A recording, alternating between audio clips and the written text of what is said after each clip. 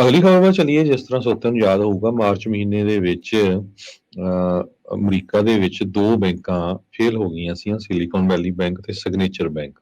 ਤੇ ਮਈ ਦੇ ਵਿੱਚ ਫਸਟ ਰਿਪਬਲਿਕ ਨੂੰ ਟੇਕ ਓਵਰ ਕਰ ਲਿਆ ਸੀ। ਉਸ ਸੰਬੰਧ ਦੇ ਵਿੱਚ ਹੁਣ ਅਮਰੀਕਾ ਦੇ ਜੋ ਅਮੀਰ ਲੋਕ ਆ, ਜਿਨ੍ਹਾਂ ਦੇ ਕਾਫੀ ਪੈਸੇ ਬੈਂਕਾਂ ਦੇ ਵਿੱਚ ਆ, ਮੇਰਾ ਕਹਿਣ ਦਾ ਮਤਲਬ 1 ਮਿਲੀਅਨ ਪਲੱਸ ਡਾਲਰ, ਉਹ ਕਹਿੰਦੇ ਆ ਵੀ FDIC ਨੂੰ, ਫੈਡਰਲ ਡਿਪੋਜ਼ਿਟ ਇੰਸ਼ੋਰੈਂਸ ਕਾਰਪੋਰੇਸ਼ਨ ਨੂੰ, ਹੁਣ ਜੋ 2.5 ਲੱਖ ਦੀ ਲਿਮਟ ਹੈਗੀ ਆ ਪਰ ਪਰਸਨ, ਉਸ ਨੂੰ ਵਧਾ ਕੇ 5 ਲੱਖ ਕੀਤਾ ਜਾਣਾ ਚਾਹੀਦਾ ਹੈਗਾ।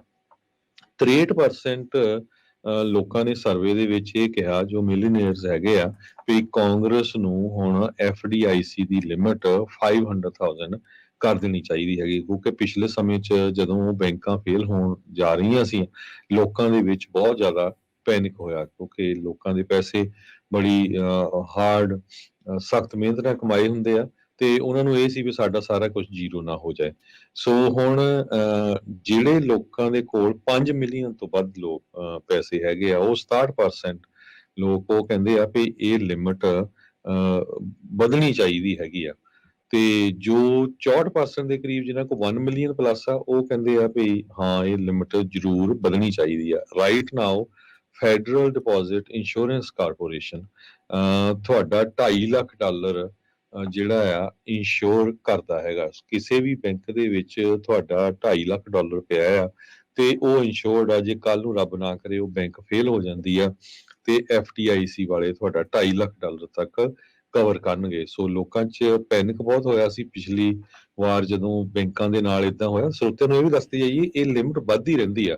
2008 ਤੋਂ ਪਹਿਲਾਂ ਇਹ ਲਿਮਟ ਸਿਰਫ 1 ਲੱਖ ਡਾਲਰ ਦੀ ਹੁੰਦੀ ਸੀ। ਜੀ ਫਿਰ 2008 ਦੇ ਵਿੱਚ ਇਹ ਵਧਾ ਕੇ 2.5 ਲੱਖ ਡਾਲਰ ਕੀਤੀ ਗਈ ਹੈਗੀ ਆ। ਸੋ ਹੁਣ ਵੀ ਕਹਿੰਦੇ ਵੀ ਇਸ ਨੂੰ ਵਧਾਉਣਾ ਕੋਈ ਬਾਲਾ ਔਖਾ ਨਹੀਂ ਹੈਗਾ।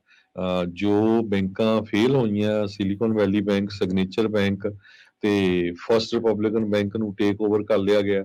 ਸੋ ਉਸ ਤੋਂ ਲੋਕ ਡਰੇ ਹੋਏ ਹੈਗੇ ਆ। ਸੋ ਹੋਪਫੁਲੀ ਜੋ ਫੈਡਰਲ ਰਿਜ਼ਰਵ ਬੋਰਡ ਆ ਜਾਂ FDIC, ਉਹ ਇਹਦੇ ਉੱਤੇ ਵਰਕਆਊਟ ਕਰੂਗਾ।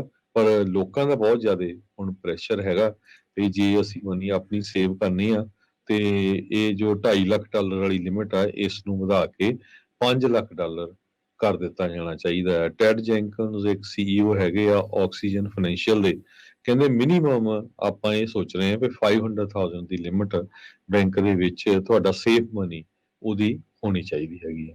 ਜੀ